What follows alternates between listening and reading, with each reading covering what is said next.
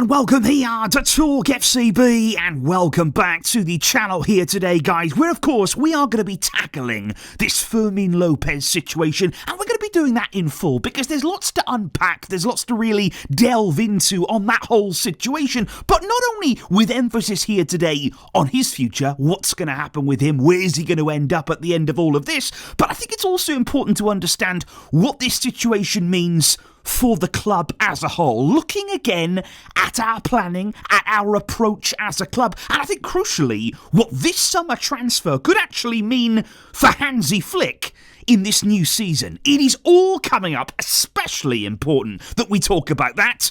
So let's do this. But indeed, guys, today's video is coming to you courtesy of our good friends over at OneFootball, because you are going to be needing to keep an eye on the app. You know, there's going to be so much happening here over the final days of the window. And if we just have a look here at some of the stories that are going on right now, great news on Marc Bernal. You can see right here, he is looking like he's going to be back and available to play after the international break. That is absolutely fantastic news for us. Maybe you'd like to read more about the endless meetings that are going on right now. Barca in talks again with Mallorca. Will any players actually end up departing? Will any of these meetings lead to anything? Your guess is as good as mine. And how about this right here? Barca could end up hosting Valencia in our opening home game of the season at Estadio Johan Cruyff. That's not really what we had in mind, but hey, if you'd like to read more about that, if you'd like to really understand everything that's going on at the club right now, please do check out the OneFootball app. It's the best place to get your news, guys. Follow that link down below to download it for free, and of course in the process you will be really helping the channel right here. Thank you. But if we do indeed move on to what is the biggest news story right now, and that all centres around Fermin Lopez and his future, well, what do we actually know for sure at this point? You know, what is actually concrete information? Well, one thing that we do know is that Chelsea are genuinely interested in him. This isn't just paper talk here. This isn't just a rumour that has no substance to it, because Chelsea have actually contacted Fermin's entourage, his agents there. They want to understand, you know, is he open to leaving? What would need to happen in order for that to take shape? And the interest is real. And they're not the only club either who are interested in Fermin. Many high-profile clubs have been tracking him right throughout this summer transfer window.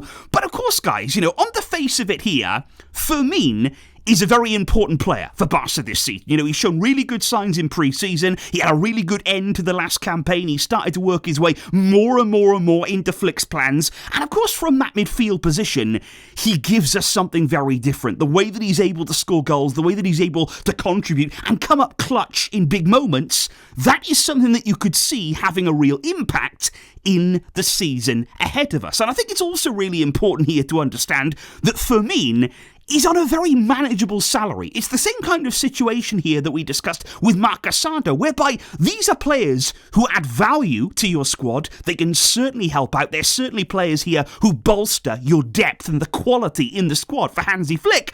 But at the same time, they don't cause a big fuss. They're not asking for big wages there. They're not really demanding the world, and they're not having any real burden on FFP. And yet, these are players that we may end up selling. Why? Well, rather predictably, the answer to that question is basically about money. We are talking right here about potentially big money in terms of Fermin Lopez. Right now we're hearing reports, obviously, of that 50 million bid, round about 50 million euros maybe that Chelsea value Fermin at. Now, on the face of it, you know, years ago, that was big money. You know, 50 million for a player, big amounts there, and you can understand thinking, whoa, you know, should we be doing something here? Is that enough to really sell a player? Now, though, you know, in this day and age, in the modern day, and especially looking at transfer fees from the Premier League, the kind of fees that those clubs pay out, 50 million, in my opinion, it is not big money in modern day football. It is not big money there for a player who's at a fantastic age. He's very talented, as we say. He's showing quality at one of the biggest clubs in the world on the biggest of stages. 50 million is not actually that much for Barca. So I don't think they're at 50 million, they should be thinking about this, that they should be even entering it in their minds. Is it a big question for them? Now, if we continue to go up and up and up, we're hearing maybe that Barca would hold out for 70 million. Then maybe if we start to go up from 70, then we start entering maybe a different kind of conversation. I don't know, but I do think it's very telling that in the media, the feelings that we're getting from inside of Barca is they want Fermin to decide. They will ultimately be guided by him on his future there. If he wants to leave the club, if he is tempted by that Chelsea offer, maybe then they'll be happy to do that deal. And I think it feels very much here like what happened with Inigo Martinez, whereby Fermin is probably getting offered a lot more money from Chelsea. That's what happens in the Premier League. That's what certainly happens there as well. Maybe Chelsea are also telling him, oh, you'll get more minutes here. We will certainly play you more often in our team. Although, to be fair, with their squad of 75 players, I don't know if that would actually be the case. But I think what's happening here at Barca is that they're just standing back. They may not be telling him to leave. They may not be putting pressure on him to depart the club there, like with Inigo. But what's also crucial here, are they putting up any resistance? Are they actually saying, look, we want you here. We actually want to keep you at the club. We want to see you as part of this squad. And Flick is very, very adamant. He is part of my squad. So is the club there doing anything really to keep hold of players that we need? It almost seems as though Barca, again, they'd be happy if it happened. Barca would be happy to have money coming in. And they would, it seems like right now, they would sacrifice a player who can help the team to get some money in. Because can we also just remember, it was 2 weeks ago now, 2 weeks ago, let's not pretend as though Fermin has had his head turned. Let's not pretend as though Fermin is actively wanting to leave the club. 2 weeks ago, he told the fans, please don't worry. You don't have to worry. This is my dream. I am at my dream club.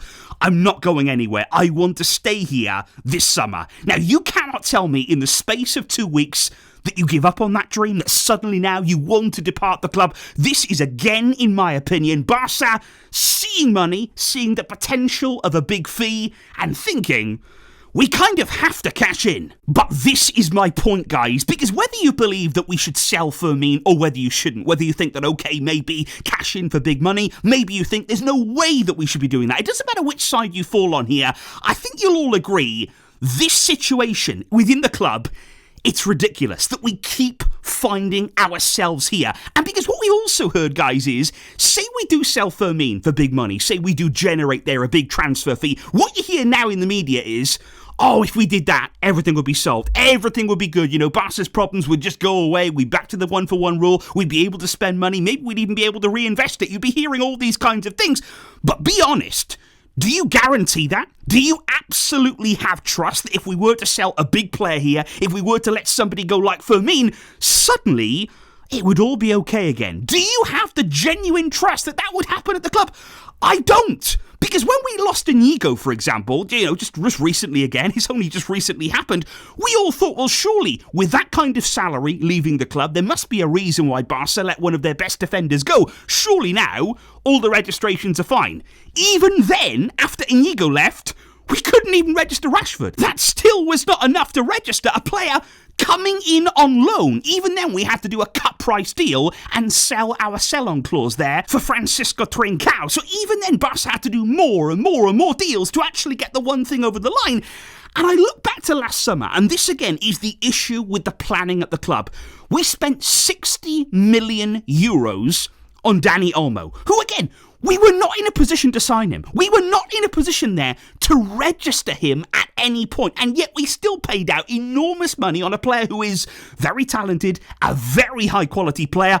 When fit, we signed him knowing that he was an injury-prone player, and we didn't even know how we could register him last summer. And then, of course, it took a long-term injury. It took an injury there to Christensen, which enabled us to register Olmo as another panic situation. And then in the new year, he was very nearly deregistered before Barca ended up going to court, which, by the way, that court case, it is still going on. We are expecting a verdict there by the end of this month, and we still don't know which way it's going to go. Olmo's registration is still technically up in the air a bit, which makes all of this Fermin stuff even more scary, by the way, if we were to lose another attacking midfielder. And then you've got the whole Rooney Bardghji situation. You know, another player who was signed this summer, this time for even, tiny money in football, €2 million.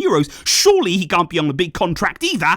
And he doesn't even know yet if he'll be able to play at this club. He doesn't even know if he's going to be able to register. We're hearing rumours that he could end up back at the club that he just left on loan. He just said goodbye, not really on great terms either, just to come to Barca. And now we're saying, well, we don't know if we can register you. And my point here again is, why do we keep doing this to ourselves? Why did we sign somebody last summer, say, for 60 million when we couldn't really afford to do it? We couldn't really afford then to register Olmo.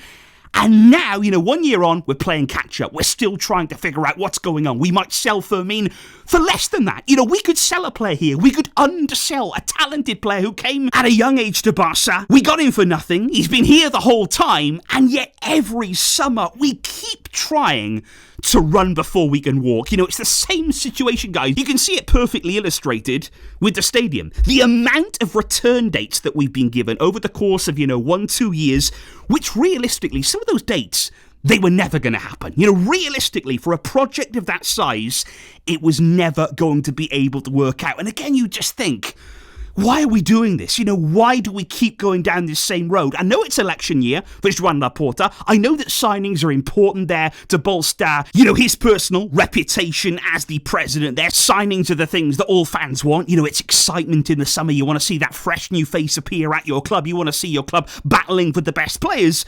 But that's my frustration too. This summer, it's not as though we've been battling for the best players. It's not as though we've been able to be in that fight for the very, very best. Because we've gone through all of this panic. We might end up panic selling more and more and more players who can help our squad. And for what? What have we actually done all of this for? We've let Inigo Martinez go for nothing. We might be now about to sell Fermin Lopez. All of this seems to revolve around registering somebody on loan who might not even be here next season. Big money that it's going to cost there in terms of Rashford's contract. Now, I like him. I hope that he succeeds here at Barca. But is all of this for a loan signing and to register a few of the other players right now who are unregistered? In my mind, last season, you had a great squad here. You had a fantastic core of players, young, talented players. You got a few experienced ones as well. You've got a fantastic coach leading the way with a fresh new style of play. You didn't need to mess with it. This squad did not need a lot of messing around this summer. You didn't need wholesale changes. And now we come on to Hansi Flick, because in my opinion, the last thing that he would have expected after the success of last season was to come into this second season here with a weaker squad. How has that happened? How could that happen? Especially now, if you go and sell Fermin, you're weakening this squad more. And you just think, if you're Hansi Flick, okay, sure, maybe I won't get the big signings. Maybe I won't be able to get some of the reinforcements that I was looking for. But surely, the bare minimum is that I keep my squad together. The bare minimum here is that we continue to build upon what we started last season. And instead, we're picking the squad apart. We're tearing holes in it unnecessarily here. And like I say, for what? Because I look at Hansi Flick right now, and I've said about it several videos, I see frustration there. I see a coach right now who behind the scenes, and even there in press conferences, it's starting to bubble over. He is not happy with what's going on. He's not just going to accept this situation. Why? He wants to win. He wants to deliver there a winning, successful team out there on the field. And he knows what is required to make that happen. You listen to him when he's asked about Fermin. It happened before the last game. He told us all, he told everybody in the press room, he told the world, I can't lose any more players. I do not want to lose any more of my players. I need everyone. He could not be making himself any more clear to the board. I need everyone to succeed this season. Because it was also the same, of course, when he was asked about Marc Asado. It was almost as though Flick wanted to send out the message of, well, I don't really care what the club are thinking. I don't really care what the club are feeling. I need him. I know my players. I know my squad. I know what's required. I don't want him to go. And this is why, in my opinion, you're seeing Hansi Flick being outspoken. You are seeing him wearing his heart on his sleeve. He's saying what us fans are feeling. He is representing us fans there in the media room when he's saying, look, I know about the situation. I understand the club. I understand all of the financial restraints. But I need these players. I need this squad in order to be successful, because you know what will happen, guys. If we weaken the squad, if we lose key players, if we then get injuries, if we go on a bad run, who's going to be the first one under fire? Who is going to be the first one held accountable and responsible for that kind of run of bad form? It's Hansi Flick. He is going to be the first one in the firing line. And do not forget, despite all of the quality in this squad, despite the incredible talent that we do have at Barca, Hansi Flick, in my opinion, remains one of our biggest and most important assets that we have right here. What he was able to do with the squad of last season, what he was able to extract from them, the talent there that he was able to really knit together and get working all together as a team, it was incredible. It was absolutely unbelievable what he did. We don't want to lose that. We do not want to lose the man at the helm of this club who has improved so much, who has really raised those standards again. Don't annoy him. Don't frustrate him. Don't pick his squad apart. We have to remember what's important here. We have to remember that as a club, as Barcelona, we have a job to do. We have a job to do out there on the field. Our focus must be on winning. So indeed, guys, those were, I think it's fair to say, there were a few opinions, weren't they? You know, we have gone over just one or two opinions right here today on the current situation. But like I say, this has been building now, you know, all throughout the summer. I would say basically since the start of July, it's been a roller coaster ride, and in many ways it's not been, too many ups. There's been a lot of downs, there's been a lot of negative reports coming out, a lot of blows here for us Barcelona fans. So I just think right now, please, can we just keep hold of what we've got? Can we just move forward into this season right here with a squad that we can count on, that we can be fairly confident in? We don't want to lose any more players, and Flick, please, can we not frustrate him anymore, guys? So let me know your thoughts in the comments down below. What do you make of this situation? Would you keep Fermin? Would you cash in on him? If you were to cash in, how much money would you be looking for? Let me know all those thoughts in the comments down below. And don't forget, guys, download the OneFootball app. Stay updated on your phone, wherever you are, whenever, of course, you're not watching this channel. Thank you for your support, guys, and I will see all of you soon. But until next time, as always, Vesca, El Barça.